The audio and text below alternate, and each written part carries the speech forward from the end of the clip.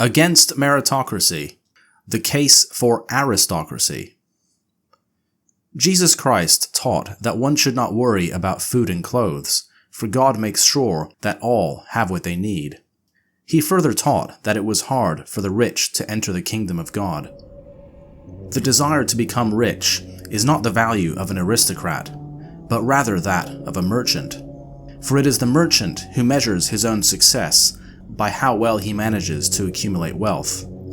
The aristocrat, in sharp contrast, does not measure his success by what he does, but by what he is, and what he strives to be. He seeks only to prove what he believes that he already is, and thus he does not act or think like the merchant. The political evolution of the modern world since the 17th century has seen a thunderous advocacy for democratic, egalitarian, and liberal values. Until recently, liberals have promoted meritocracy as an important pillar of their humanistic worldview. While it is true that meritocracy has fallen out of favor among the latest generations of progressive liberals, it is still fiercely defended by many classical liberals who are opposed to their progressive counterparts. Unfortunately, the discourse between pro-meritocratic classical liberals and identity representation-based progressive liberals drowns out any voices that do not fit within the current paradigm of political discussion.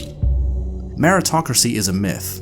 Despite being promoted as an open and accessible method of achieving upward class mobility under neoliberal or free market capitalism, wealth disparity and limited class mobility remain widespread, regardless of individual work ethic.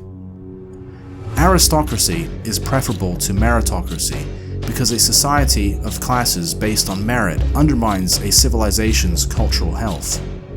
The reasons are that, firstly, due to the talented moving up classes in a meritocratic society, they all become concentrated at the top into a political and financial elite, while the lower classes are sucked dry of their talent, thereby creating a perpetually dysgenic underclass.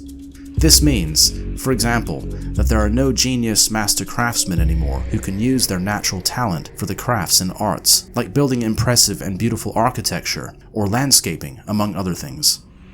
Talented people don't become craftsmen anymore because the cultural incentives to become a politician or have a soulless financial career are far greater. Secondly, people who become and remain part of today's upper classes do so largely by merit, only partially true for the financial super elite, but more or less true for the political lesser elites, and thus don't feel obliged to anyone, as they earned their position themselves. This antisocial attitude is developed out of the mammonistic competitive experiences that shape the psychology of those who believe in meritocracy. In the past, an aristocrat, though believing in his class's supremacy over the lower classes and his natural birthright, knew he didn't directly do anything to deserve his position. So he felt inclined to give something of cultural value back to the population to prove himself as worthy of being a ruler.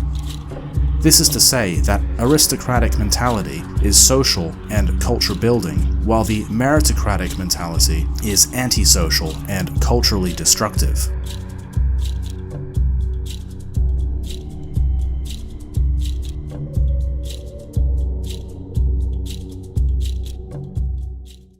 Thanks for watching.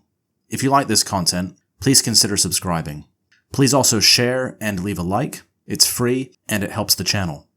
Also, a big thank you to all of you who have very kindly donated. I very much appreciate your generosity, as this channel is demonetized. For one-off donations, it's easy.